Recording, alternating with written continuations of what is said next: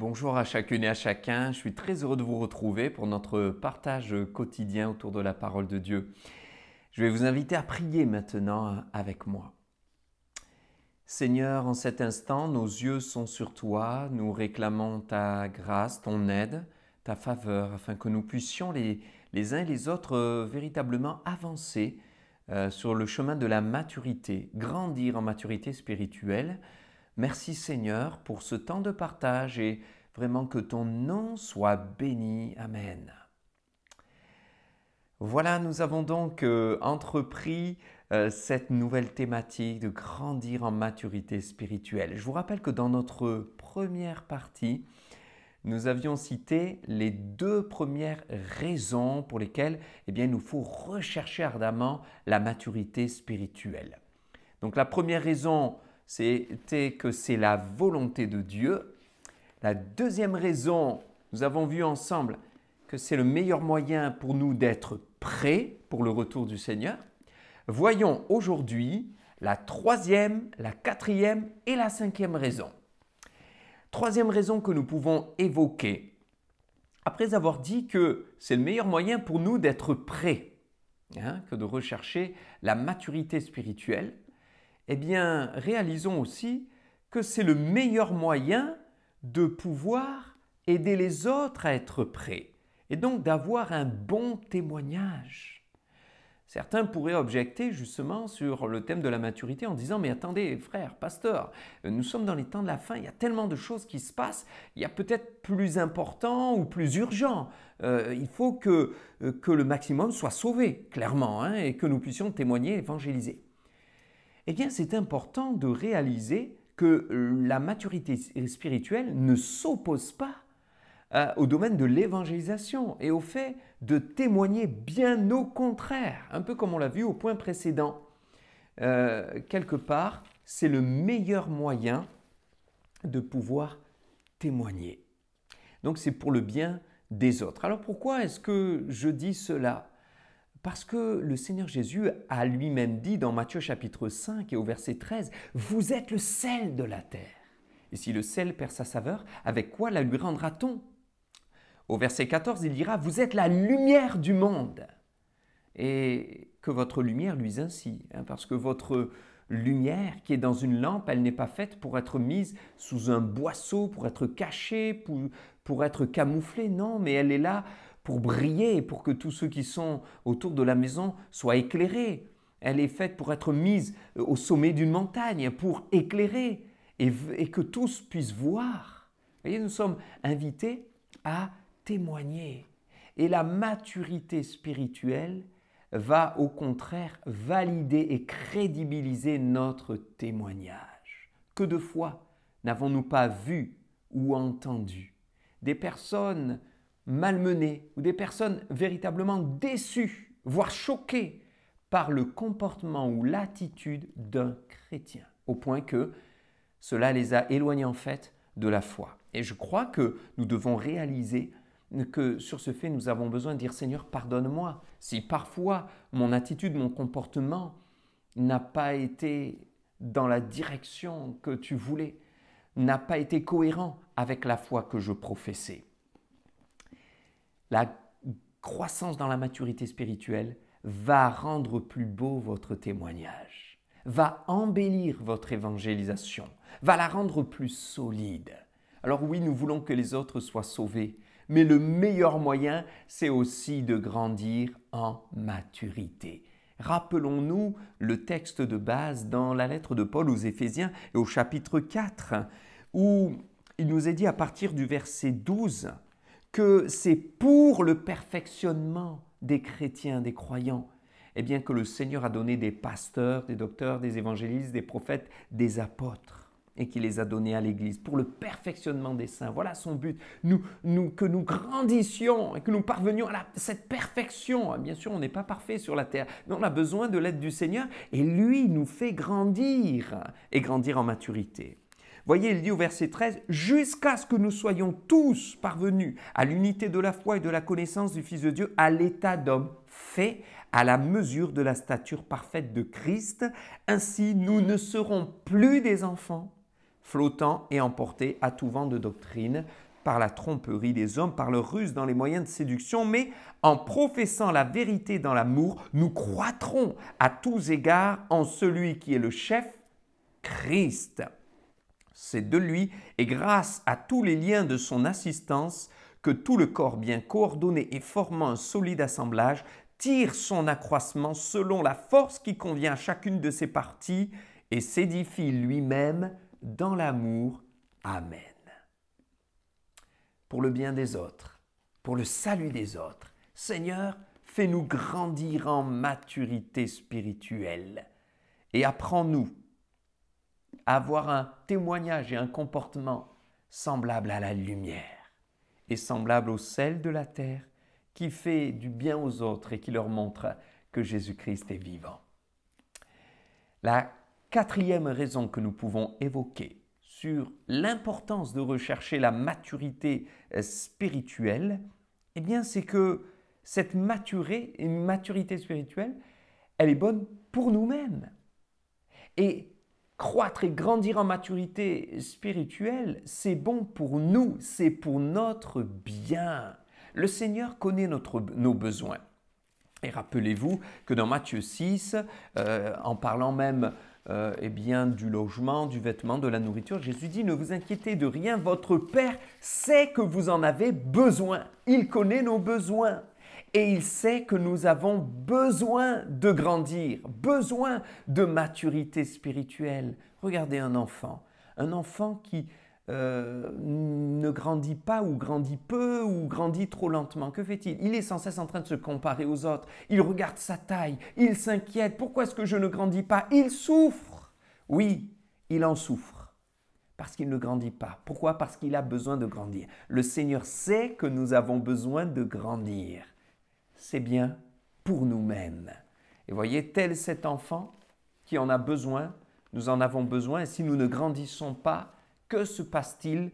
Eh bien, nous finissons par sans cesse nous accrocher aux autres. Imaginez un enfant qui ne grandit pas malgré l'avancée du temps, malgré qu'il avance en âge.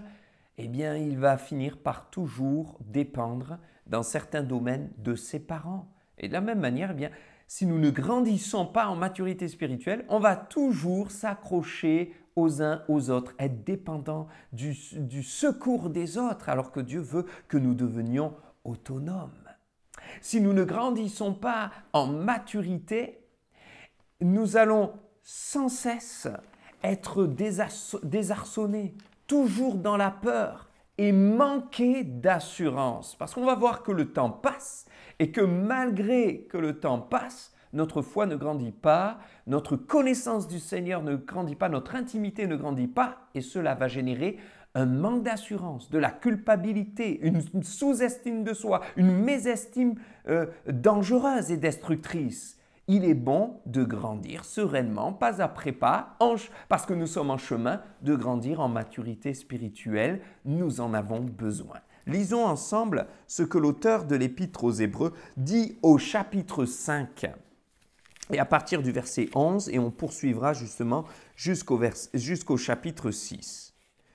Il dit « Nous avons beaucoup de choses à vous dire là-dessus et des choses difficiles. » Il parle de Melchisédek et donc de choses profondes. Et encore une fois, Melchisédek était une image du Seigneur Jésus-Christ. Ça nous parle donc de maturité spirituelle puisque nous l'avons vu, la maturité spirituelle, c'est l'état du développement complet d'un fruit, d'un élément, d'un objet, et pour nous d'une personne, c'est-à-dire de parvenir à la stature parfaite de Christ, de devenir semblable au Seigneur Jésus-Christ. Donc l'auteur de l'Épître aux Hébreux parle du Seigneur Jésus-Christ et au travers d'un type de Christ qui est Melchisédek, des choses profondes. Et il dit donc, nous avons des choses difficiles à expliquer, mais vous êtes devenus lents à comprendre. Verset 12, « Vous, en effet, qui depuis longtemps devriez être des maîtres, vous avez encore besoin qu'on vous enseigne les principes élémentaires des oracles de Dieu. Vous en êtes venus à avoir besoin de lait et non d'une nourriture solide. Or, quiconque en est au lait n'a pas l'expérience de la parole de justice, car il est un enfant. Mais la nourriture solide est pour les hommes faits, pour ceux dont le jugement est exercé par l'usage à discerner ce qui est bien de ce qui est mal. C'est pourquoi, laissant les éléments de la parole de Christ, tendons à ce qui est parfait sans poser de nouveau le fondement du renoncement aux œuvres mortes, de la foi en Dieu, de la doctrine des baptêmes, de l'imposition des mains, de la résurrection des morts et du jugement éternel. C'est ce que nous ferons, si Dieu le permet. Amen. Et c'est bien de proclamer cette parole. C'est ce que nous ferons, de ne pas remettre en question la doctrine fondamentale biblique, même si parfois elle peut être complexe à comprendre. Non, c'est ce que nous ferons, de ne pas la remettre en question. C'est ce que nous ferons. Nous grandirons. C'est ce que nous ferons. À la maturité spirituelle, nous parviendrons à l'état d'homme fait, à la stature de Christ. Et il dit, voyez, je vous ai donné du lait comme à des enfants. J'aurais voulu vous donner de la nourriture solide. Donc nous sommes invités à de la maturité spirituelle. C'est pour notre bien. Nous en avons besoin. Et voyez, parfois, nous confondons le besoin et le désir. Nous pensons que nous avons besoin de bien des choses. Mais le Seigneur sait de quoi nous avons besoin. Nous connaissons nos désirs. Et parfois, nous confondons les deux. Alors, comme nous croyons que c'est un besoin, nous demandons et on s'agrippe et on s'acharne. Seigneur, donne-moi, je veux, bénis-moi. Et là, ouvre la porte. On croit que c'est un besoin. Et on dit, Seigneur, j'en ai besoin. Alors que le Seigneur nous dit, mais non, ce n'est pas un besoin, c'est ce que tu désires. Mais là, ton désir n'est pas en accord avec ton besoin et avec ma volonté de ce dont tu as besoin. Alors, on a besoin juste de s'accorder à sa volonté et de réaliser que lui seul sait de quoi nous avons besoin d'une manière parfaite. Nous connaissons en partie nos besoins. Parfois, nous apprenons à les discerner. Mais lui, il connaît parfaitement ce dont nous avons besoin. Et c'est pourquoi l'auteur de l'Épître aux Hébreux, au chapitre 13, verset 9, dira « Il est bon que le cœur soit affermi par la grâce. » Dieu sait ce qui est bon pour nous. Il connaît notre besoin. Et notre besoin, ce qui est bon pour nous, c'est que nos cœurs soient affermis, qu'ils soient solides, que nous grandissions en maturité spirituelle. Voyez un enfant, parce qu'il est encore dans l'âge d'immaturité. Il veut du chocolat, il croit qu'il en a besoin. Mais ses parents savent qu'il a besoin de haricots verts. Et que le chocolat, ce n'est pas un besoin, c'est un désir. Voyez, puissions-nous dire, Seigneur, la maturité spirituelle, je veux la rechercher parce que j'ai compris que c'est un besoin. Et j'ai compris que c'est un besoin parce que toi, tu me dis que c'est un besoin pour ma vie. C'est toi qui me dis, il est bon que tu sois affermi et que tu grandisses en maturité spirituelle pour devenir un homme, une femme à la mesure de la stature parfaite de Christ, des hommes faits spirituellement. Amen. Cinquième et dernier point que nous voyons aujourd'hui, puisque nous verrons prochainement le 6e et le 7e point, mais 5e point et 7e raison qui nous pousse à rechercher la maturité spirituelle, eh bien, c'est parce que c'est ce qui nous permet d'être stable et solide. Certains objectent en disant « mais attendez, moi je ne recherche pas un niveau, je veux de la simplicité et je ne veux pas d'orgueil ». Mais la maturité spirituelle n'a rien à voir avec l'orgueil. Au contraire, elle pousse à l'humilité. Et elle est au cœur de l'humilité. Dans le Proverbe 15, verset 33, il nous est dit « Avant la chute de l'homme et avant que le cœur s'élève, il y a l'orgueil. » Mais l'humilité précède la gloire. Dans le Proverbe 18, verset 12, il est dit aussi la même chose. Voyez, la crainte de l'Éternel enseigne la sagesse, mais l'humilité précède la gloire. Alors nous devons comprendre que Jésus-Christ a été élevé dans la gloire. Pourquoi? Parce qu'il s'est rendu humble. Et il disait, je suis humble de cœur, humble et doux de cœur. Et si le Seigneur Jésus, dans son humilité, a été élevé, il est notre exemple parfait. Autrement dit, lui, l'homme d'humilité, a été l'homme de maturité.